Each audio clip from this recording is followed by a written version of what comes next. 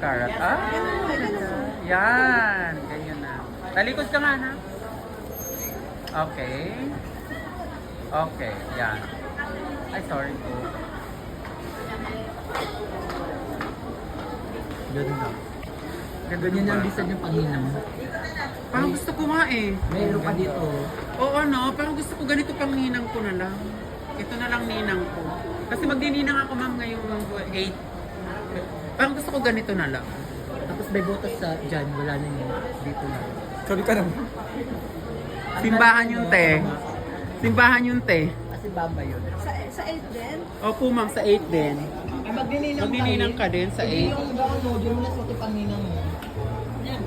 Ganda na. Oh.